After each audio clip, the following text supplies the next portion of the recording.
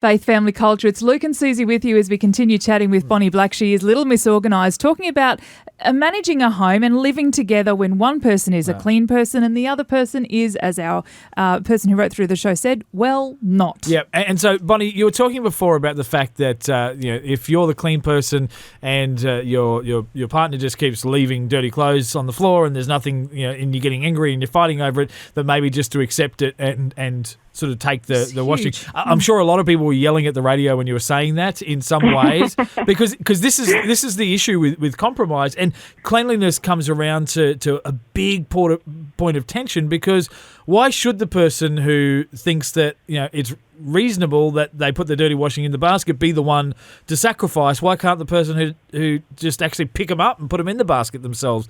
And that term of compromise, it so often is the person who's the clean one who does most of the sacrificing in that space and then becomes a bit of a doormat in a sense. That's the risk of this, Bonnie?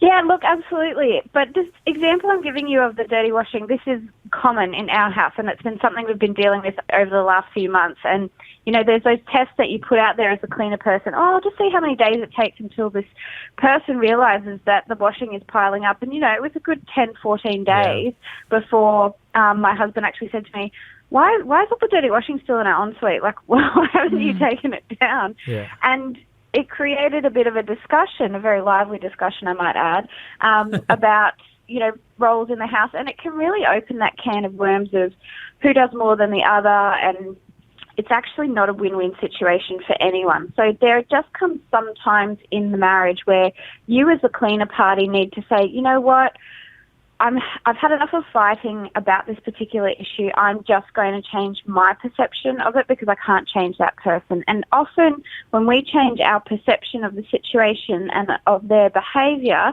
down the track that can actually be a really great role model and example for that person to then want to change their behaviour, because they need to want to change it intrinsically rather than being forced to change, because it'll never stick. Yeah. I think sometimes you can get so in such a bad place in your relationship that that's not how you think. Yeah, And so I really love that you brought that ownership into it, Bonnie, that we need to own how we feel and what we do. And if we can make it easier for somebody else, great.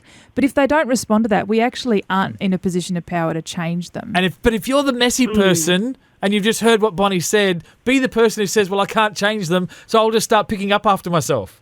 Like, don't leave the sacrifice to be on the higher standards rather than the lower standards. I'm the lower standards guy, and I'm arguing this case. Well, it's a can of worms we weren't expecting to open, but we really appreciate it. And thank you so much, Bonnie, for sharing your thoughts with us. Our guest is Bonnie Black. She is Little Miss Organised.